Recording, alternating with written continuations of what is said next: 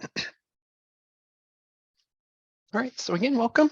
Today we are covering what is new in ARM this last year. So that will include changes, basically the changes in all of our 2022 versions of the software. So throughout the season, if you were running updates, you may have seen some of these up here. I kind of want to give a nice recap for kind of the entire year here. All right, so probably the biggest impact one, the biggest change to ARM was in the study rules section. Not so much a functionality change, but bringing a new interface to the editor. So previously, we really just had a big boring table of what study rules have been added to your particular trial or protocol. And now we really wanted to have some sort of interface. Number one, to make it maybe easier to read rules that are there, and also to make it easier to add them. So we'll just kind of go through some of the components that were added. Here on the screen, you can see that we have two parts to the editor now. That same table, as it always has been, is down below. And we really just added a visualization to the particular study rule that is selected. So up on top, we have all of the rules split out by editor, make it a little easier to sort through them, and being able to click and create these rules a little easier as opposed to just walking through a table, a little nicer interface to step through that. Some functions here on the left in the properties panel that were added. There is a duplicate button. So for a particular rule that you have on your screen, selected, we basically make a copy of that rule. And so there's a brand new rule created that has the exact same information as that previous one, which is really handy for making similar rules. So then all I have to do is go in and change the one or two things that are different about the new rule I want to create based on that original one. So that can really speed up the process of, if you have a lot of rules in a similar section or that are set up similarly, that makes it pretty easy to add a bunch without having to click through every component of each of those rules. We also enhanced the saving set button. So a rule set is one where you take the list of rules that you see in a study and you make a file that has that list. And that makes it very easy to bring that set of rules to another study, whether it's putting it in next year's protocol so your trials have it, or even just moving it to each of your trials, having that same list without having to manually add again and again.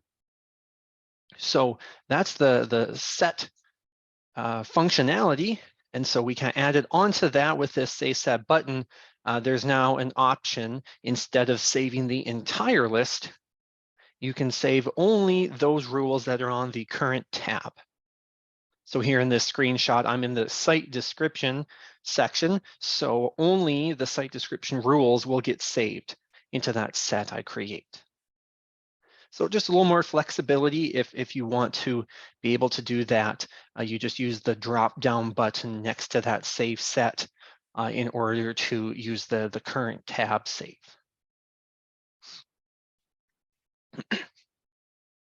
Over here on the right, just a demonstration here of some of the study rules that kind of fill themselves in. So for example, you have one where once you fill in the type or maybe the field, it kind of fills everything in for you. So there's not a whole lot of configuration to it. We call those kind of predefined study rules. It made a lot of sense then to just make it a checkbox to turn it on or off. is really then how the interface would work for that. I think it's a lot more intuitive to find those rules. They otherwise can kind of get hidden in the various lists on the editor. So here they're kind of a little more visual, easier to find and know what options there are. Also gave us a chance to maybe be a little more verbose about what it can do. So in this case, we have pretty much a whole sentence to say, what is this study rule going to do? We want to require that there's a confirmation of the GPS coordinates, as opposed to down below here, the old way where we just had a review rule for trial location GPS. Little harder to read, a little less obvious what it might do for me. So now here, that checkbox hopefully makes it easier to find some of those rules that have been in there. The rule itself isn't new this year, but just that visual indicator and make it easy to turn on or off for a particular study. And then once you do turn it on, there's a couple of options. In this case, putting in the condition of who needs to be confirming, and then the permission and things like that are nearby that option as well.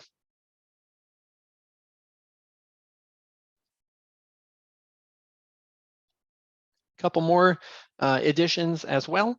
There is a tab for rule sets. So just to kind of bring out in those rule sets that you maybe have created on your computer. That's in the list of available rule sets. Makes it really easy to load those as well. You would just click the box next to it to load that rule set from your computer into the current trial or protocol. Up above that is the list of rule sets that already have been loaded in the current study. So previously, and we still have that ability of when you're clicked into a rule at the top, it will tell you what rule set that came from. This is kind of that very same idea, but a little easier to see an overall look at what are the different rules that I have put into this study. So that just gives a recap of those. Last couple of items here just to point out, next and previous buttons, that just kind of moves you through this table. So that black box shows kind of the indication of which rule am I currently clicked into. So if you just kind of want to scan through the different rules, the next and previous will change that selection, which then changes that interface up above to view and read the rule. And last but not least, in the very lower corner here, this box to show all rules. If you turn that off, then ARM will filter that list of rules to only those in the currently selected tab. So that's a nice way, especially if you have a fair number of rules and it might be hard to find a particular one that you're looking for. That makes it a little easier to maybe find and look through a specific set of rules.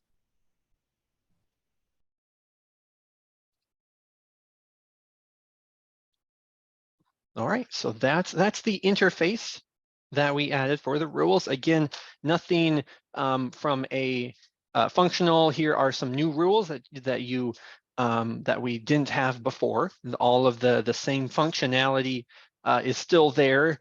That the list that you have in your studies, even from last year, will look the same. And we just have an interface to view those same rules. Is really what we've added here. We did have one functionality as well, kind of come with those changes related to study rules, and it's the ability to create a condition. So we kind of call this conditional study rules. And really this is adding the ability to define when a study rule should be active. So historically, we always had the ability, when you defined a study rule, let's say I want to require my GPS coordinates, the selection then would be when should it be required? And that would have been in the condition section of the rule. And that was tied typically to the trial status. So you could make it always, otherwise it gave each of the different trial status, whether it was established, interim, final, and so on. You have that list only based on trial status, but it gave you the ability to kind of time when that certain information should be filled in. So something like the GPS coordinates, I would choose at established, because as soon as we have a location for the trial, we know the coordinates. But maybe if I was requiring the harvest date, that obviously is going to come at the end of the year, end of the research season. So I would maybe set that to be only active when the trial status is marked as complete, something like that. So essentially here with our conditional rules, we are building upon that idea. And instead of limiting you to just using the trial status, you can pick almost any other field in a trial to use as the pivot point to decide when that rule should be active. So my example here is I want to require in the crop description section, the planting rate field. I want that planting rate to be filled in, but I really only, I know it'll only be known when the planting actually occurs. So I want to define that I really only need the rate required when the planting date is filled in. So I create this conditional rule. So this is after creating the required planting rate rule, instead of having it active always, I turn on this conditional. And our condition then is we get to decide what field should be when this rate rule is required. And so my example, I say I want the planting date. When that is not blank, then I know that the planting has occurred. And now I can require the rate information. And we can I'll click through into ARM just to see that flow of how we would add one in a moment.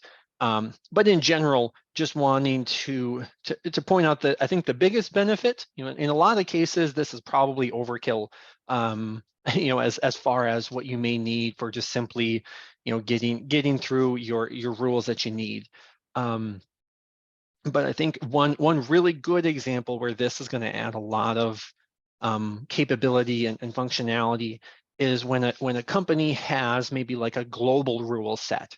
So we've got a lot of researchers and we want to standardize. So we make a list of rules that all of our trials have, because that's the very basic information we need. Well, then sometimes you have, well, these certain types of studies are a little different, or this and that, where you end up not quite being able to use all the rules you maybe want, at least in that global set. Hopefully this conditional option will make it a little easier to build that rule set to be more flexible. So, if you think of this example here, for certain studies, yeah, planting rate is almost always filled in. That's really important. But maybe we've got a some perennial crop that it doesn't have a planting date at all. That research, there is no planting that happens. We just start when the season reaches a certain point. Having this rule here will make it smart enough to know that, well, if a planting date is never filled in, then I never need the rate. And so those studies can go on without any problems with the study rule kicking in because the planting date never gets filled in. So a lot of flexibility. I think this opens up maybe for certain groups and not others, perhaps. And so this next one is just showing how you can get maybe even more complicated with the condition that you build. So the last one, I just chose a single field. You can actually use more than one field to set whether or not the rule gets active. And then even in one specific field, you could choose multiple values to match on.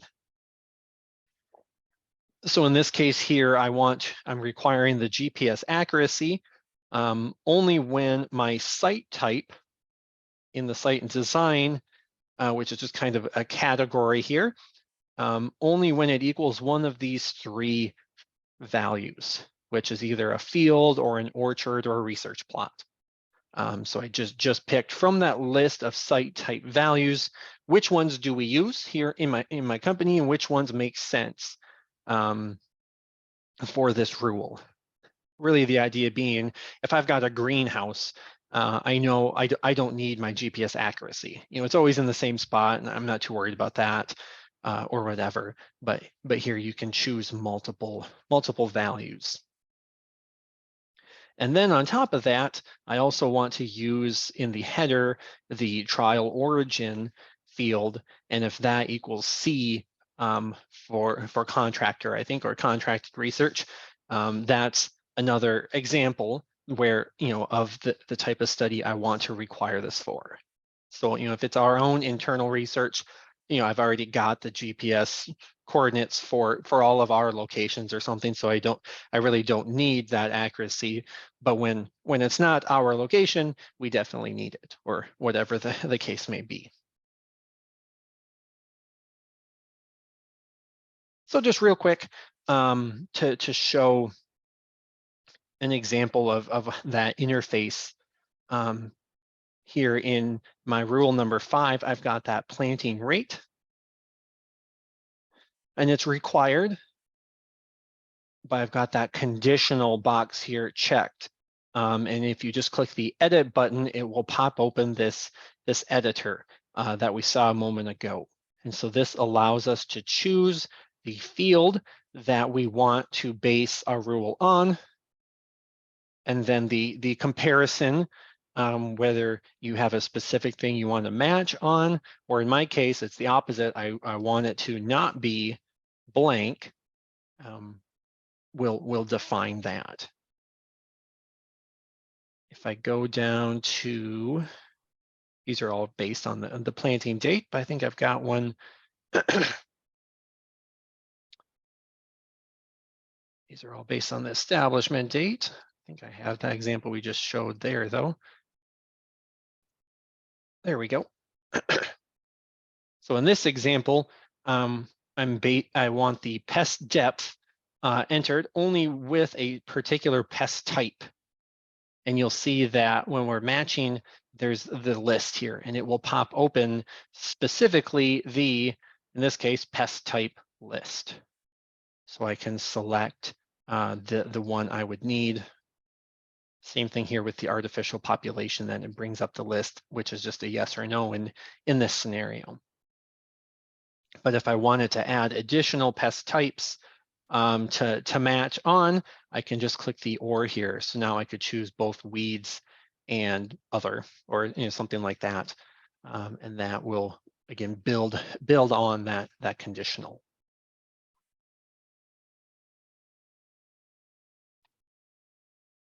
So there's a lot there, obviously a lot that's possible, but also a lot, you know, a lot of perhaps struggles there trying to get those to be built up.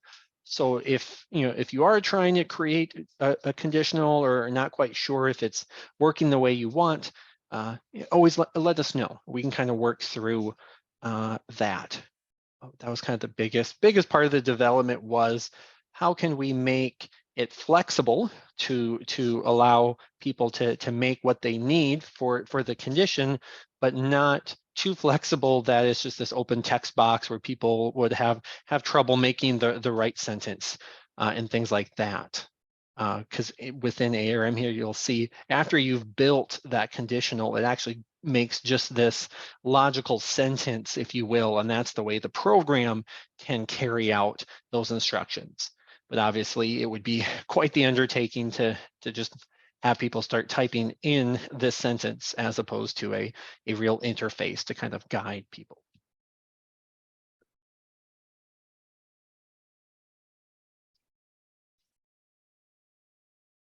All right, so that was the biggest features here with this study rules. Moving on to the site description, a couple of other fairly impactful additions here. This first one is the ability to turn off or deactivate an application that was not applied. So, we've got this plan for the study. In my case, I had 3 applications that were planned to occur, but for whatever reason, the third one did not happen. Maybe we didn't have any of the pest left, no need to make that application, weather prevented us from doing it, whatever the case may be. We wanted to have a way to keep the application there because that was the plan originally, but disable it and adequately document what occurred. So there is this NA button that's above each application code. And by clicking on that button, it will turn on that not applied flag, if you will. And you can see that then grays out that entire application and marks it as not applied. So the impact here shows up in quite a few different spots in ARM once you have marked an application to be not applied. First of all, it's recommended to put in a deviation. So ARM can take you right to the deviations section of the trial to document what is the reason, why did this not get applied. That's really the best spot to make that kind of official declaration of what happened or what's the reason for that. When you print the spray sheet for the product calculations, you'll see that the application is struck out and it's not included in any of the calculations. So your product totals, things like that, will act as if there's only 2 applications in this study now instead of 3. And of course, here we saw that strike through both on the report and even in the editor themselves. That C application still exists, but we have it crossed out to say, hey, this is not applied, although it exists in some sense still. And any validation, if you have a study rule to require certain weather information at the time of application, things like that, if you mark an application as not applied, then those validations aren't applied to that particular application. So typically you're required to fill in an application date once you mark the trial as final, or any study rules that are kind of tied to that. They all go out the window then if the application is not applied. Because of course it wouldn't make sense to fill in a date if there was no application in the first place. So there's a question here with NA on the application columns. Is it possible to have data pre-filled in the application tables removed? So I would say no, we don't want to delete any information in a not applied application. Number one, of course, if you just accidentally clicked on not applied and then deleted everything out, that would not be good if you did actually need that application. But also, I think it's important to keep what was planned. Obviously, if you had some documentation of what occurred, but nothing actually occurred, you wouldn't want to fill in information that wasn't true for not applied. But I think we do want to keep what information is there because that was part of the plan. And thinking of a summary, if we sent all of these trials back to the sponsor, and maybe there's a couple of those trials that had a not applied application, they would still all have that same structure to be able to be summarized because they are all similar, even if one wasn't applied. So I would say we do, part of the intent of the not applied is to be able to keep some of that information that's in the application table, even though, the application wasn't there. If you did not want anything there, you could always delete an application code. But I think that'd be a good thing, obviously, to check with the sponsor, to decide which one should I do. Maybe the sponsor doesn't need that application still there, and they say, yeah, just delete it. But here's just another option to manage that situation. Good question.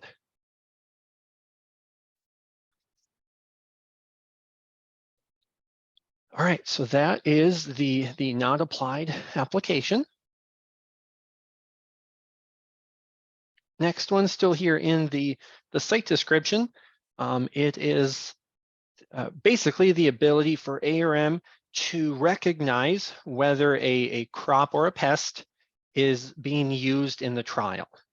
So we have in the site description the crop description and the pest description, where you put in the pests and the crops that are under study.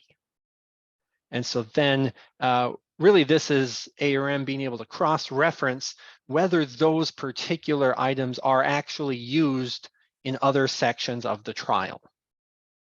Specifically, we're looking at the stage at application sections, both the crop stage and the pest stage at application.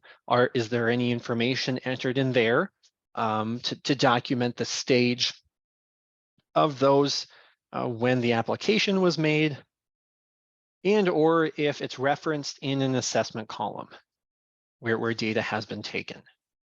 So kind of where this shows up, so ARM's being able to check that, then it will show up in kind of a couple of different areas. One of them is a warning if you were to try to delete a crop or a pest in the description section. So that's this first picture here. If I were trying to remove one, there's a little warning sign, and it'll pop up if you click the button to say, hey, I have detected that there's information in like the crop stage at application section for this crop. So are you sure you want to remove it? Obviously, you're going to lose that information as well.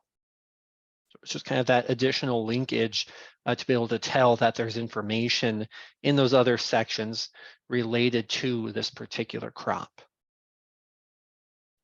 And then on the flip side, ARM can then give a warning if nothing gets filled in at all, or there's no linkage back to a particular, in this case, crop.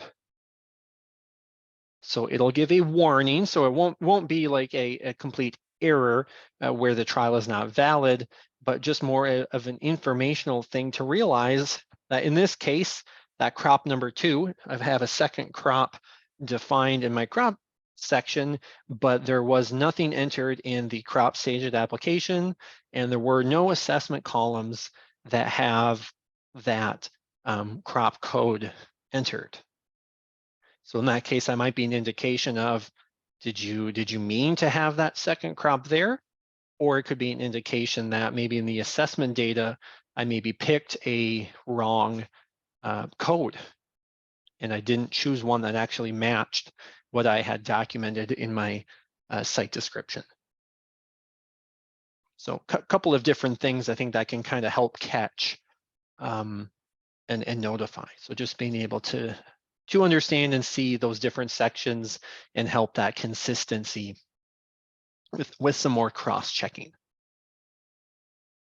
And so this is not linked to a specific study rule. It just comes with the standard validation in ARM.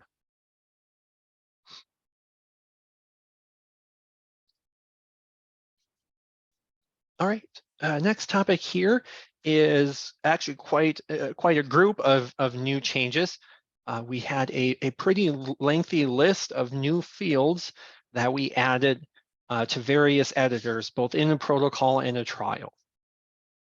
And so, the big hitters are here, but actually I've got kind of a separate PowerPoint I'll toggle over to real quickly, I won't go through each and every one, but it does a nice job of highlighting on the screen some of these new fields.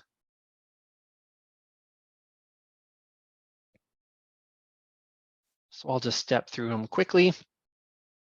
Move that slideshow out of the way. So in the protocol, specifically on the header, there's just adding a couple more project ID fields. So that way, if a study really fits under more than one project within your company organization, it allows you to be able to have more than one being tagged in that for that protocol. A few new columns in the treatments editor. The set of 4 here are all kind of related to seed or variety studies.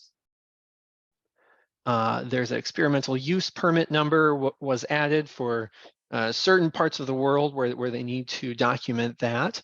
And then core component is a way to identify the most important components for a particular treatment that might have several different lines. Then you can mark down, I think it's just a yes or a blank, more or less, of what row is kind of the most important thing we care about for the study. In the protocol description, we added a few new due dates to be able to communicate deadlines for a study.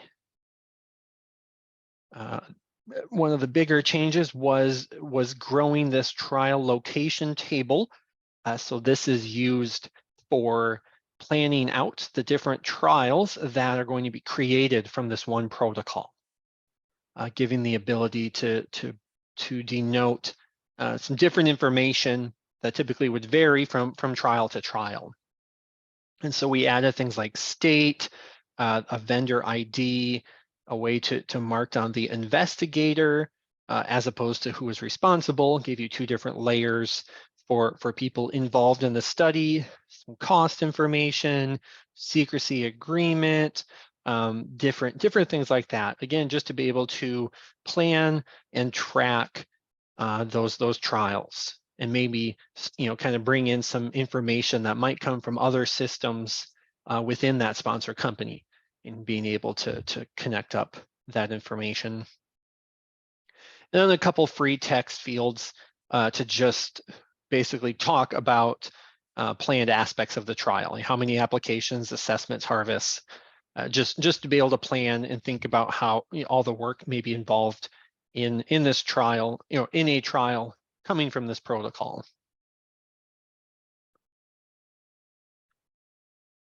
There is a new tab that'll be both in the protocol and in the trial called regulations. So we took a few things from the general trial. So these are not new fields, but they have a new location. Things about the GEP accreditation information, whether it is marked under GLP or GEP, things like that, all got moved to this section, as well as the guidelines. And the reason we came up with this new section was we wanted to add a harvest destruction area to document when you need to kind of verify that the harvest was destroyed.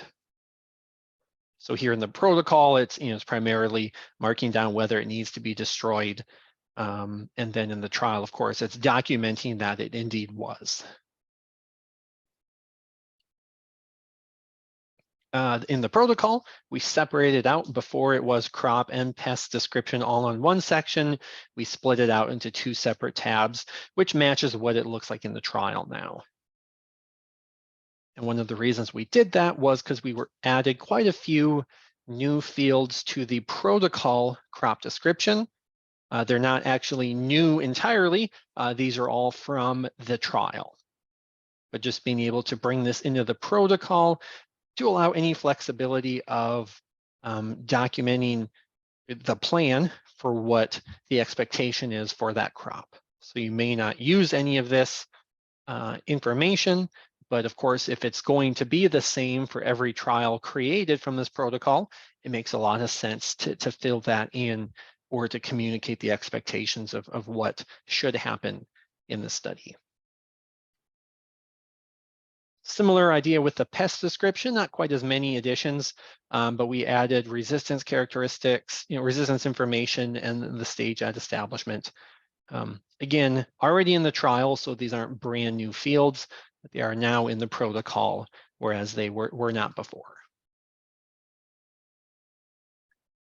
Last thing in the protocol is on the SE definitions section. Just a field called required at the bottom, and it's really a way to communicate what the expectation is for the specific SEs loaded in that study. So there's a couple of options here. You can mark an SE as required, really to say this assessment has to be used. There is an alternative. So that is saying that I need, there's a requirement to perform this assessment, but there's maybe one or, there's maybe two or more different SEs you could choose from in order to make that assessment.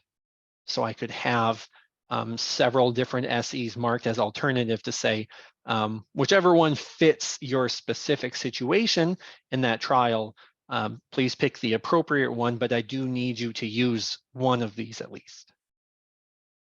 And then finally, there's an optional to say this SE is not required, but I included it in case you need it, or in particular studies, it is needed. So again, just a way to communicate those list of SEs for the trialist to know if they need to be used or not. New fields in the trial, several of these are copied from the protocol, like our project ID. We moved the other trial ID. It used to be on the trial establishment guidelines, brought it up to the header and renamed it so it's a little more clear really what the intent and purpose is, that the sponsor has their trial ID in their system, but to give the cooperator the opportunity to document their own identification number as well. Treatments, those same things we have in the protocol are in the trial then. On the general trial, those dates that we put in the protocol get copied into the trial, of course, for that communication. There's also a simple yes or no for meeting all objectives. So if something went as not quite as planned in a trial, it's an easy way to distinguish if everything went according to plan or not. We've got that regulations tab like we talked about. It's the same thing in the trial, again, with that new harvest destroyed. And now we're actually documenting and verifying that it was in fact destroyed. A few new fields added to the crop description that were not there before. Site and design, just kind of a calculation for the number of plots based on your treatments and replicates, and a comment to be able to make note of the quality of your trial location. A couple more soil description fields, an auto-calculating total that adds up the sand, silt, and clay. Then a couple other minerals if needed to fill in. Weather had just a couple of renaming items there.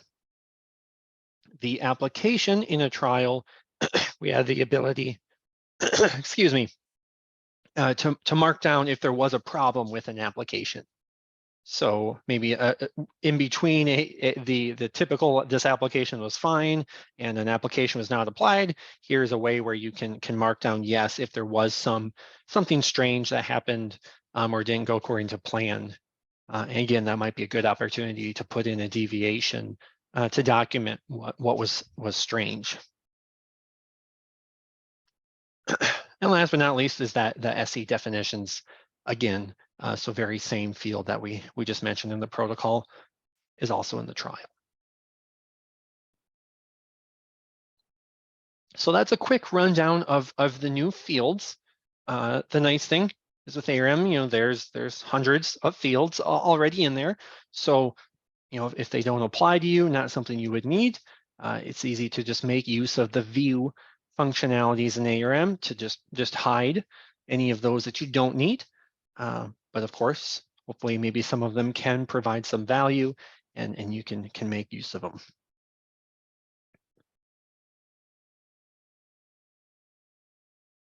Okay, so those are really the big hitters. I wanted to make sure we had time to get through all of them. The rest of these are a little smaller. I can go a little quicker, but again, definitely flag me down in the chat if there's something of interest. A real quick question before we move to those, if there's a place in the protocol to indicate the cooperator trial ID. I don't believe so. I think that was only added in the trial, in part because the protocol would be the plan and very well may have multiple different trials generated. So it would really be, if anything, it might be on that trial location table, but typically you would have the cooperator would fill in that trial ID, that particular one, so it fits best in the trial. But good question. All right, so going a little quicker through some of these a little bit smaller tidbits. Repeating sections, you may have noticed this one. We automatically have an empty one kind of at the bottom of repeating sections in the site description, just to make it easier to add another item instead of having to go find the insert repeating section option. There's just an empty one, so it's just easy to click into that empty one and start typing. Of course, things that really matter and change the structure of the trial, like an application or a crop or pest, aren't included in this, but all of the other smaller ones have just that empty one there, make it easy to work with. In the SE definitions, added a shortcut button to load an SE from file. So it maybe wasn't super obvious that even was an option on the screen. So we wanted to create a button to make it clear that that's possible to load an SE from your computer. And once you do that once, the SE is put into the favorites list on your SE name. Make it clear that that is even an option to do. Set as default. So in general, you can fill in a field, pretty much any field in the site description or something. And if it's pretty much always going to be that value for all your trials, say maybe it's your address for your trial or something, you can right click and set as default. And then every time you create a trial or protocol, that default will be loaded in that field.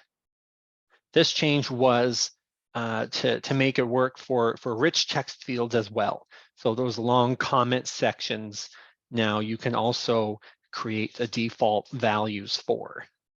So something like some instructions or some required language for reports, things like that always have to be in every study. Make it easy to do that by just using a default. I want to go back one step for a question about SE. And thank you, we had somebody help me answer it. So SE is standard evaluation. That is a way to save the assessment description. So when you perform an assessment and you record your data, we're really saving that header portion, the top half about the rating type, rating unit, what was it I did? You can save that description to a file, which we call an SE. And that makes it easy to reuse and have a very consistent manner of always documenting your assessments the same way, and kind of filling in a lot of those rows all at once. So great question. And so this is the way to kind of work with that file, make it a little easier to load those SEs so you can use them in your trial.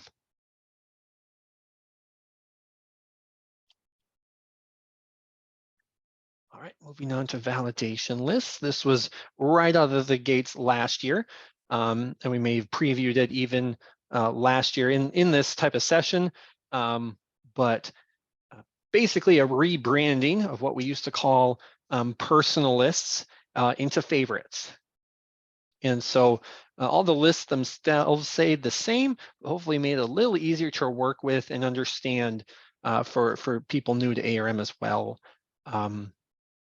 Really just making it visible on the same screen, whether you have the full list from the database under the display all, and then you can simply toggle over to your favorites, which is just the few that you may use.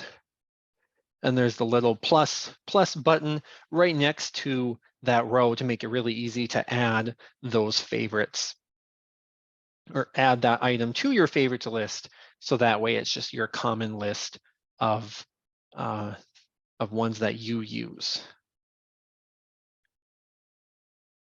We also improved some of the user-built lists, ones that ARM doesn't really fill in from the database. It's just kind of empty until you start to use it. Things like your product list or your address list for contacts, things like that. Just adding a little X button to delete an item if you need to, and make it easy to find the edit button to be able to change the information, almost as if you open that list in Excel. So you can change any of those values if you need to update the contents of one of those lists. In the assessment data section, we have a new dialog for working with assessment images. So here we have an image attached to a particular assessment value. You can resize that image based on the window. So you can just resize the window and then the picture will follow suit.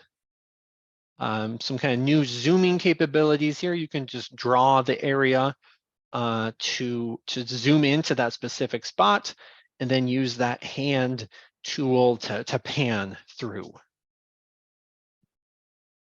And then of course it'll zoom right back out.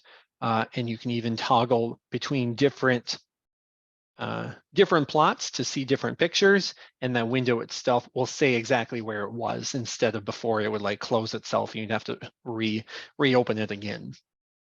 And the idea for that, for all those changes, really is to maybe improve the workflow if you were to use that image for reviewing, or even to maybe take assessments. If you have a very good camera to take pictures of the plots, and then back in the office have somebody taking assessments based on that high quality image. We wanted to be able to handle those high resolution photos better.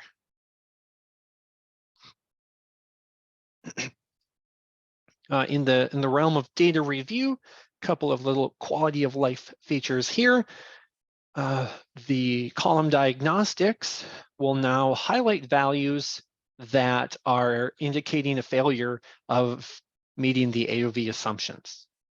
So in our stats training, where we talk through using that column diagnostics, one of the biggest things we focus on is that section of statistics here that run tests against those AOV assumptions.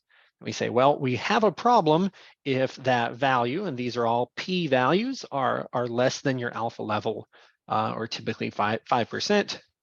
So now we just said, well, it makes a lot of sense for ARM to highlight those. So anything that is less than 5% is highlighted with that pink color, just to draw attention to that. We can see what issues we may have. Also in the column diagnostics, kind of just behind the scenes in the calculation engine that provides, it now can recognize when we have the EC action code or the ET where you would throw out a particular treatment. So essentially the idea being, in this example, it's a percent of check. So all of our check values are 0. That really provides us no value. Statistically, we're not even looking at the check. We want to compare the rest of the treatments. So we put in EC, which excludes the check from the analysis. And so since it's going to be excluded from the analysis, our diagnostics should also recognize that. And so all of these calculations now will be not including those excluded treatments, giving us a better evaluation of the data that actually will be used in the statistics later on.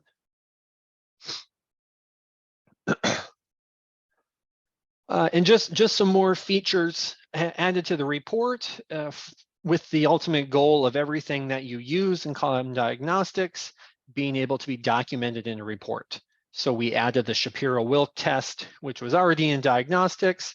Now you can put that on your AOV report as well. And with that, we were getting a large number of normality tests. So we wanted to give some control over how those statistical tests are reported.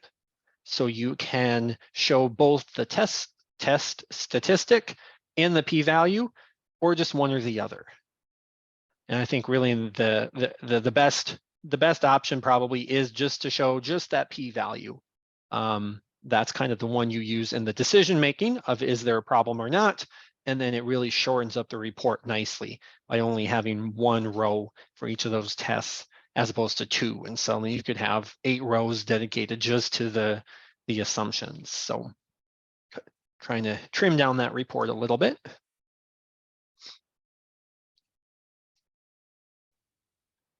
Real quickly here with the trial signature, this is a relatively new feature to ARM within the last couple of years. So this was already in existence back in 2021.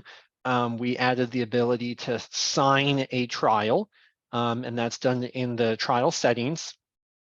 And the individual user creates their signature, and that gets saved to your profile. So just me here at my computer, I create my signature. It really only lives in my ARM, and I can put that onto a trial essentially to sign it. And then it gets marked that I signed it, and it also puts in my role from the contacts of how I fit in. And that shows up on the reports. You can include those signatures on the report. And there was also a study rule where you can require a signature for a trial. So this is actually what's new now that we added this year, hopefully just to make it easier to use the trial signature. So we made it possible to sign a trial at any time. Previously, it was really only open if you marked the trial as final, but we wanted to make it possible to sign it really at any point in time. If you do sign a trial when it's marked as final or later, then it will start an audit trail. Basically, the idea being this, I'm signing off, this trial is closed in a sense. And so if there are any changes after that, those changes all get logged. And when you make that change, there's just a short question to say, what is the reason for changing this? Since this trial has already been final and somebody has signed it, what's the reason for more changes? Which is a common request for people to say, can I prevent changes from being made to a trial after a certain point of time? Well, we can never, we really can't prevent completely lock down a trial from ever being touched again, but this is really the answer to that. But we can start an audit trail. We can timestamp and stamp with who made the change after this audit trail starts, is really the answer to that request. And we added more study rules to give the ability to require a signature at a particular trial status. So here now you can choose at what point in time, at what status should we require a signature, and then who should be the one to sign. And so if that's in place, you would get a validation message if there has not been a signature added by the person that was marked in that study rule.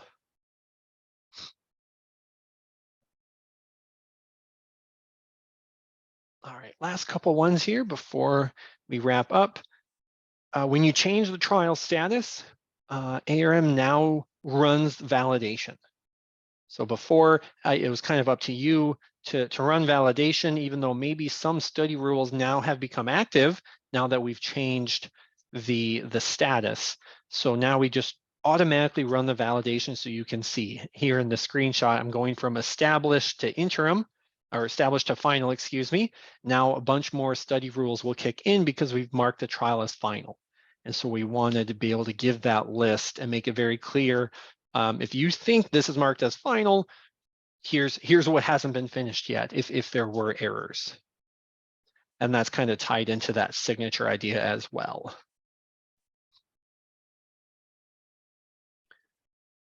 Print reports, we just smartened up this option here to remove page break when the blank space exceeds a certain amount. It's really handy for short reports like the trial treatments or the trial map where maybe it only takes up not even half a page and you end up with this big blank space before the next report component starts. Turning this option on will then combine the reports all onto the same page if it's possible, if there's enough blank space. The only problem with that previously was something like your AOV means table or the assessment summary. If that started halfway down a page, it would be very messy because then it really needs almost a full page itself. So you end up with a lot more pages and it doesn't make any sense at all. So we just smartened this option up so you can keep it on and keep using it, and then ARM will just automatically start a summary report like the AOV means on a new page. It'll combine all the other ones, save some space, but it'll make sure that those summary reports get their own page so that way you don't end up with a mess.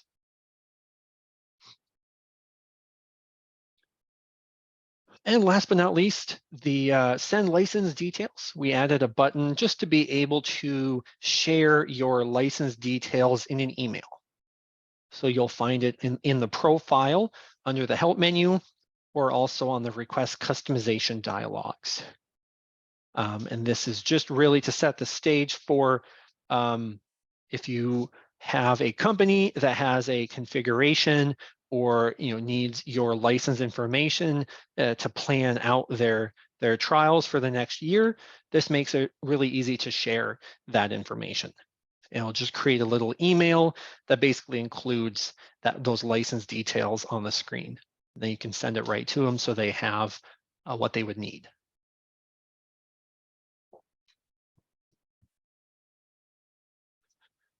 All right, well, we made it. Thank you for joining us today.